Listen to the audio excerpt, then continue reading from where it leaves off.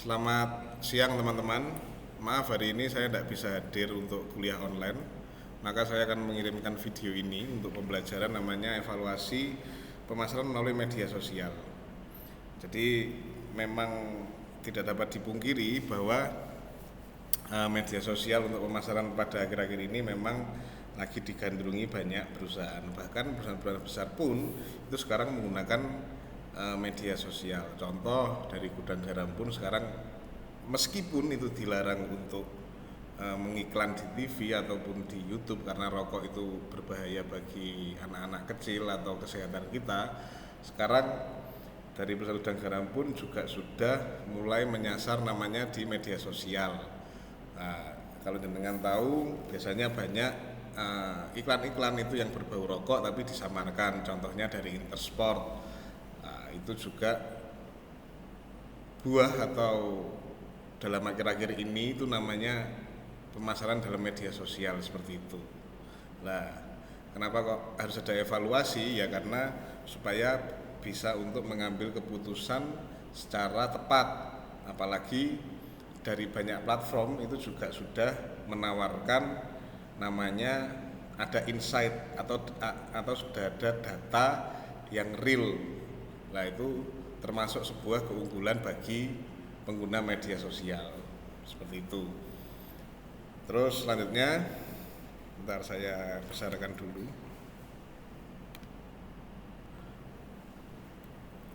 Nah, ini ada pengertian evaluasi media sosial. Jadi proses mengukur efektivitas pemasaran di platform sosial.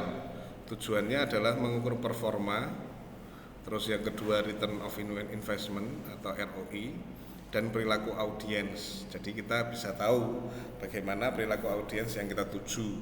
Atau misalnya kita mau ngeset apapun tujuannya, nanti itu sudah ada namanya gambaran dari audiens yang kita akan tuju atau bahkan sudah yang tertuju. Jadi kalau misalnya dengan sudah pernah menggunakan media sosial sebagai ads atau sebagai pengiklanan itu pasti paham. Jadi kalau saya dulu di kafe itu saya menggunakan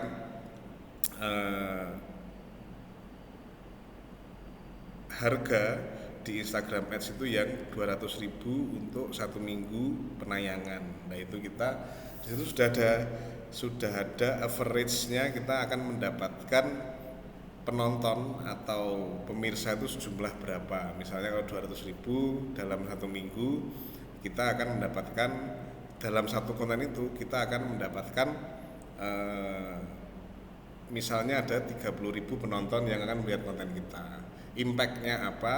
Kalau saya dulu yang merasakan pasti ada impact-nya tapi kecil ya, karena mungkin saya hanya sedikit dalam 1 minggu untuk pengeluaran namanya promosi. Impact-nya yang jelas ada yang berkunjung di kafe saya, atau bahkan itu biasanya sudah ada yang melihat di Google Review dari kafe saya. Nah, itu kan sebuah peningkatan awareness, atau awareness itu dalam bahasa gampangnya adalah peningkatan orang-orang itu tahu bahwa kafe saya itu ada. Bahkan tidak menutup kemungkinan itu juga ada yang datang di kafe saya meskipun itu hanya dalam skala yang kecil. Yang berimpact banyak itu adalah dari follower kafe saya. Jadi setiap kali saya mengiklankan itu biasanya bertambah followernya lumayan banyak, antara 10 sampai 15 orang. Tergantung konten kita itu seperti apa. Konten kita menarik atau tidak. Nah, di dalam pengiklanan itu pun itu juga kita bisa ngeset audiens kita tuh mau seperti apa. Contoh kalau misalnya kita mau ibu-ibu yang datang, nah itu kita juga bisa ngeset. Nanti ada pilihannya, tujuannya adalah female atau perempuan dengan umurnya adalah 40 sampai 50 tahun atau 30 sampai 50 tahun. Atau bahkan kita bisa menentukan pelanggan mana yang kita akan tuju. Contoh misalnya kita mau menyasar pelanggan-pelanggan yang anak muda, nah itu juga bisa di-set di pengaturan umur seperti itu. Terus minatnya itu apa? Kita ditanyai pasti di Instagram Ads itu. Misalnya kita mau menyasar di namanya kafe. Nah, itu juga ada pilihannya. Ada orang yang suka cappuccino, lah itu juga ada pilihannya. Jadi pilihannya memang lumayan lengkap di Instagram Ads.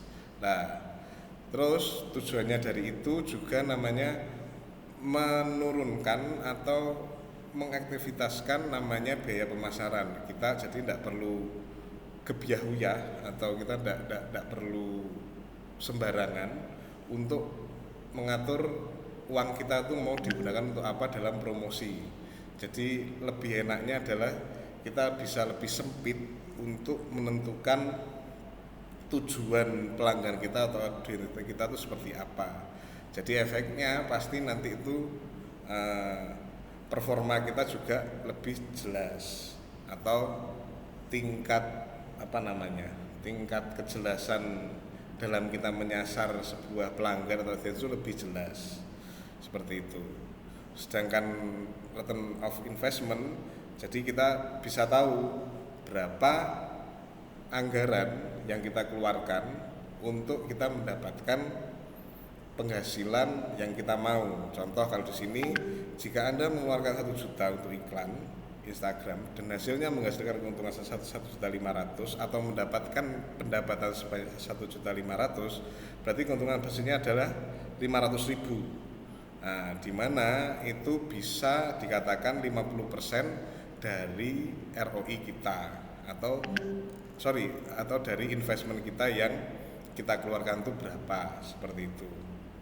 Artinya kampanye yang tadi kita mengeluarkan 1 juta menghasilkan keuntungan 50% dari biaya yang dikeluarkan, seperti itu. Tentu ini tidak semudah yang kita bayangkan.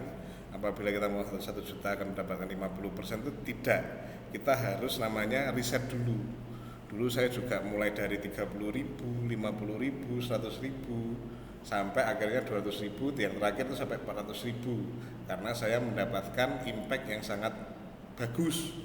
Dalam artian bagus itu bukan kafe saya juga rame banget juga enggak, tapi saya mendapatkan engagement atau orang-orang sudah pada tahu kafe kita.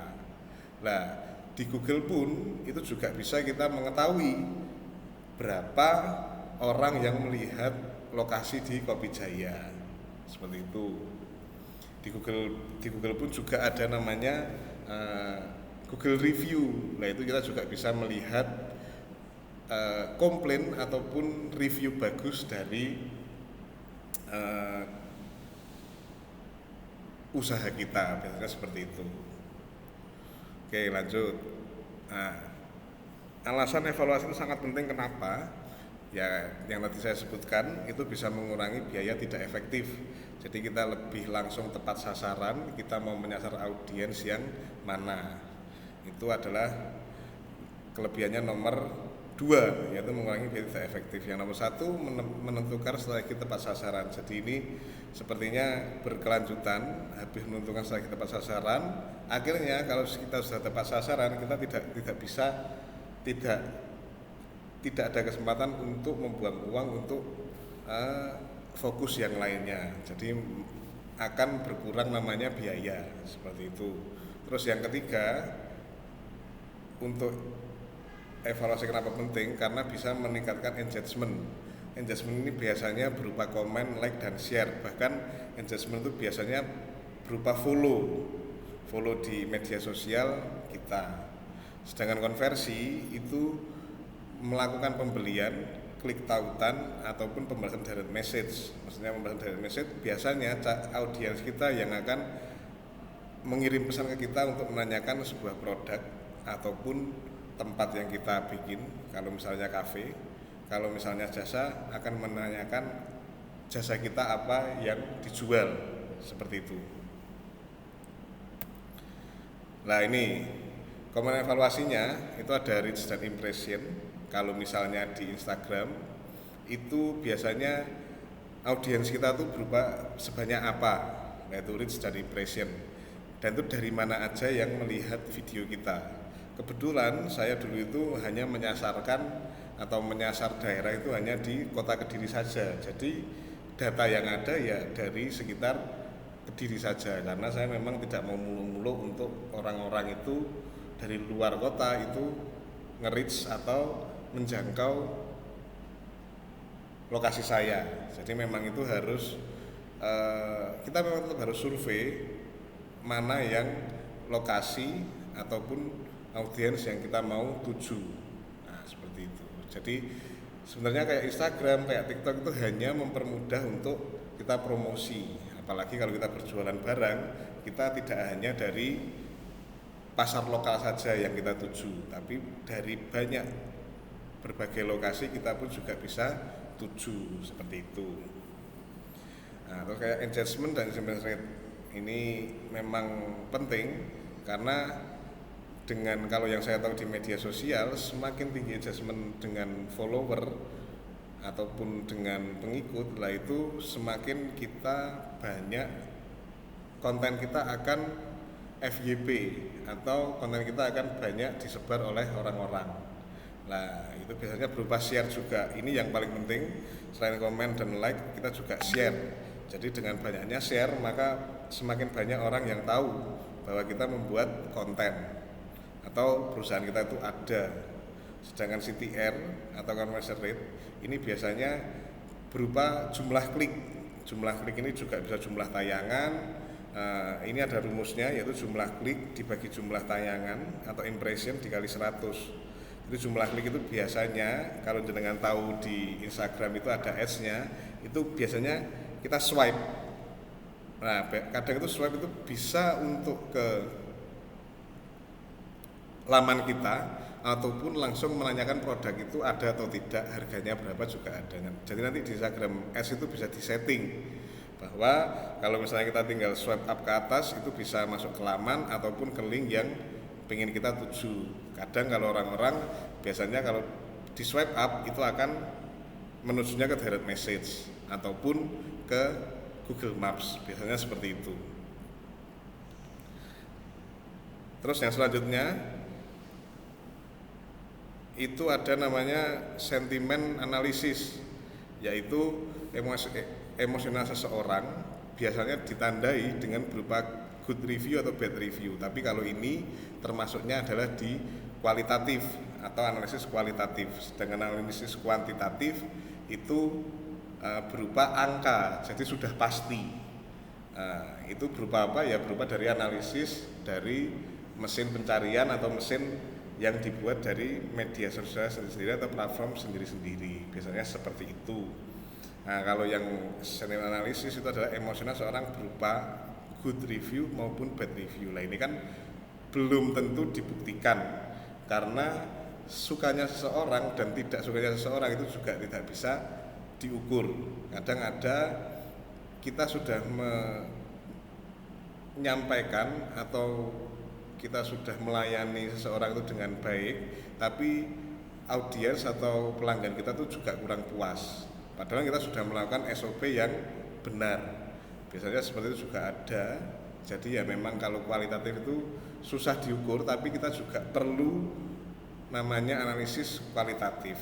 Tadi kalau misalnya kayak conversion rate, terus kayak engagement rate, lah itu semua adalah data berupa kuantitatif, yaitu berupa angka. Jadi semua bisa diukur dan itu menurut saya yang lebih akurat seperti itu. Nah, ini ada tools evaluasi media sosial masing-masing, yaitu ada Instagram, TikTok, YouTube analisis. Kalau Instagram itu biasanya Instagram Insight. Kalau TikTok juga biasanya juga ada.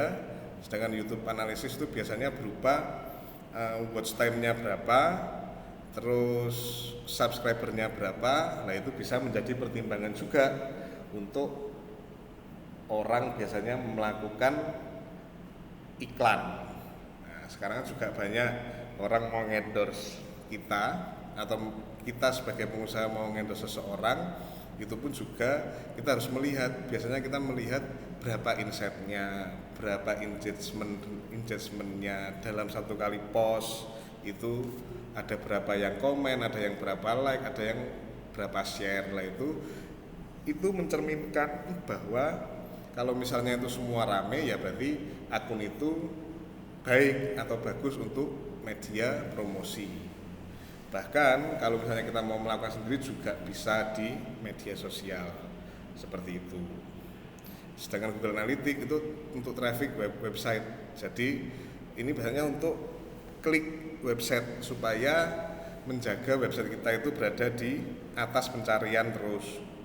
Nah, ini kita bisa tahu satu hari kita berapa untuk ngekliknya atau dikliknya dalam media sosial, dalam pencarian mesin Google biasanya seperti itu.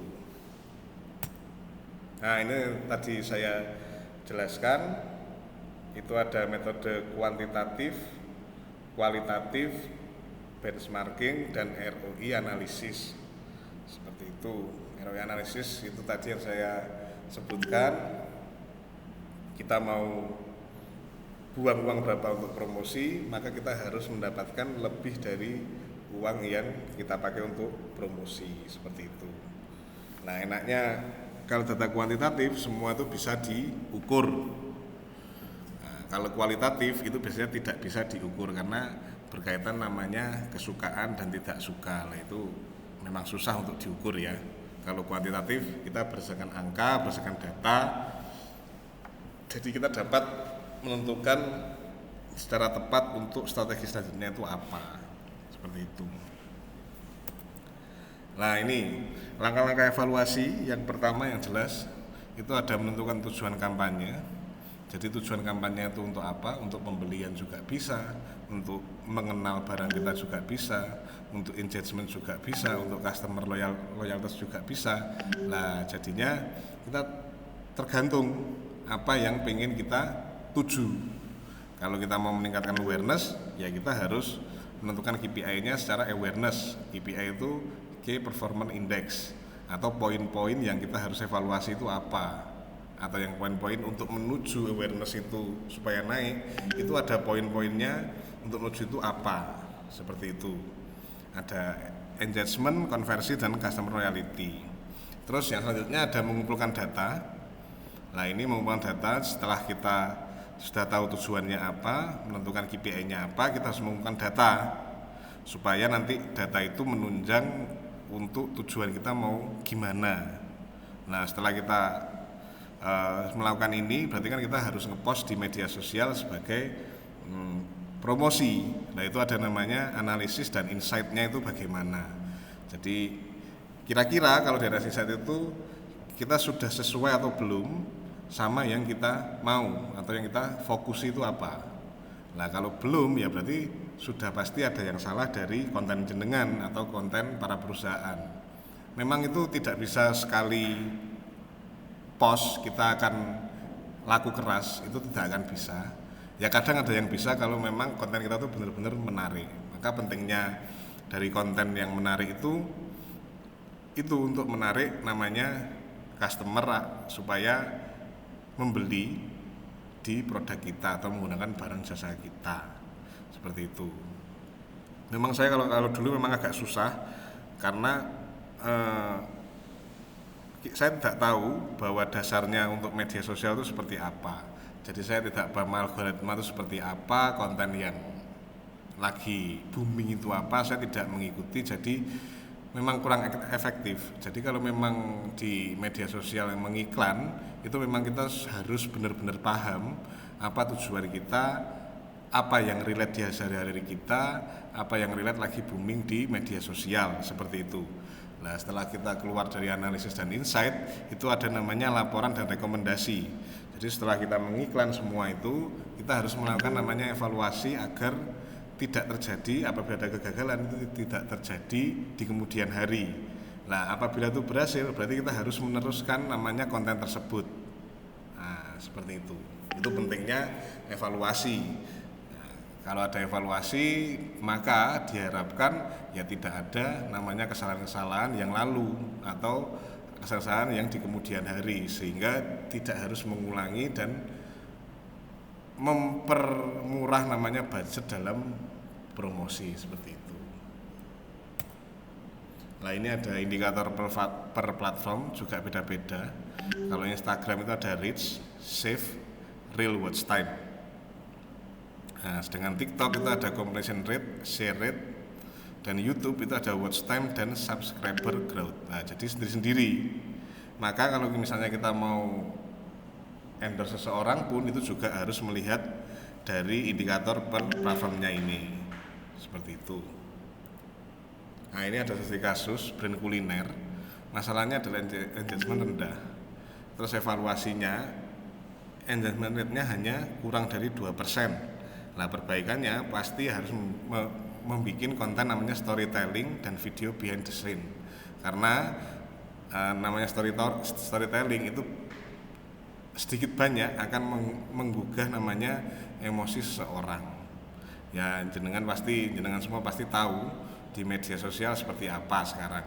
Jadi orang kalau misalnya ada orang ingin membuat storytelling, maka di situ komennya juga akan banyak. Contohnya misalnya ada seseorang yang sukses dari usaha ini, terus dia akan membuat storytelling perjalanan dari nol, ini dari nol sampai sekarang mereka menjadi sukses. Lah itu orang itu akan semangat untuk komen, oh bagus ya, berarti dari nol, berarti dari susah. Lah itu bisa menggugah namanya engagement. Pada akhirnya mereka akan tertarik pada produk-produk yang tadi di storytellingkan. Bahkan kalau behind the scene, contohnya dari pembuatan roti pun atau pembuatan apapun makanan itu. Nah itu kalau kita membuat behind the scene-nya dari makanan mentah menjadi makanan matang, biasanya orang-orang itu akan ikut seneng. Oh berarti kita tahu nih bahannya itu apa aja yang dibuat, tidak ada pengawetnya, prosesnya secara higienis. Nah orang itu akan percaya lagi terhadap behind the scene-nya itu atau terhadap produk kita. Contoh yang menggunakan adalah Aqua juga seperti itu, karena kan dia mengiklankannya kita pemrosesannya secara steril tanpa disentuh orang, jadi semua menggunakan mesin. Nah orang-orang akan akhirnya percaya bahwa oh memang Aqua steril jadi layak untuk kita minum. Tapi memang ada data-data yang lain untuk menunjang dari lab, dari apapun itu kan juga ada seperti itu.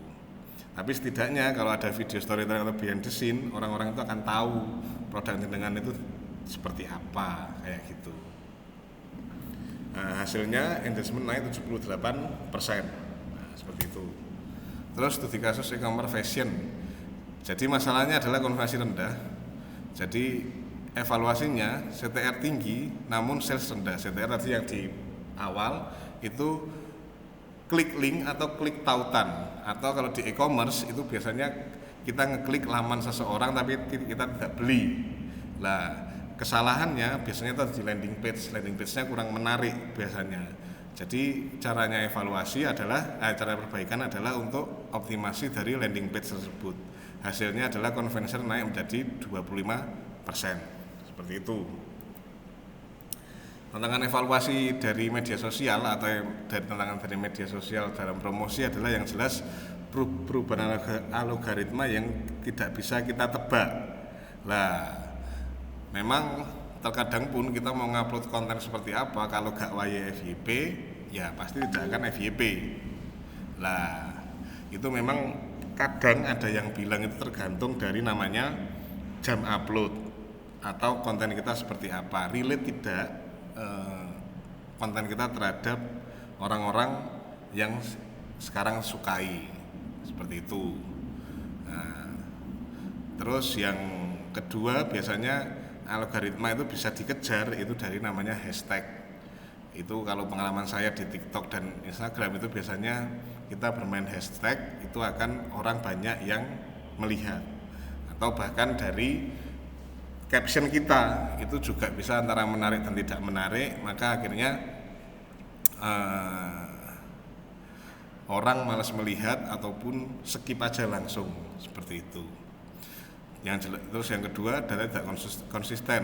Ini menurut saya dari analisis kualitatif tadi. Tidak konsistennya ya siapa tahu memang orang itu iseng untuk bad review kita juga bisa, seperti itu. Jadi namanya media sosial atau dunia maya, kita kan juga tidak bertemu sama audiens kita. Jadi kita tidak tahu orangnya itu benar-benar menerima barangnya secara baik ataupun rusak, kita juga tidak tahu, karena selama ini memang ya banyak orang yang berbohong untuk supaya bisa nulis bad review di sebuah platform, biasanya seperti itu. Apalagi sekarang usum atau lagi musim itu namanya buzzer, itu juga bahaya seperti itu. Terus yang ketiga itu sulit mengukur ROI jangka panjang. Jadinya memang kalau misalnya di media sosial ada hype apa kita harus push itu, nanti akhirnya berdampak pada pengeluaran perusahaan atau pengeluaran uang itu yang tidak pasti untuk promosi. Jadi ya sebenarnya juga ada evaluasi, ada solusinya. Ya memang kita harus disiplin untuk menggunakan namanya uang dalam pemasaran, dan disiplin untuk evaluasi dalam media pemasaran, dalam media sosial ini, seperti itu. Jadi supaya kita tidak terbuang sia-sia uang kita, seperti itu. Jadi kesimpulannya adalah evaluasi sama dengan data, terus lari ke insight, terus lari ke perbaikan. Terus yang kedua penting untuk optimasi kampanye dan keputusan bisnis, seperti itu. Ini ada tugas kelompok. Tugas satunya adalah analisis kinerja konten deskripsi, ya toh. Mahasiswa memilih satu akun media sosial, entah Instagram atau TikTok ataupun Twitter, dari sebuah merek kecil atau menengah. Terus fokus evaluasinya adalah mengidentifikasi 3 jenis konten terbaik dan 3 jenis konten terlemah. Ukurannya apa? Itu dari engagement tertinggi berupa komentar ataupun shares.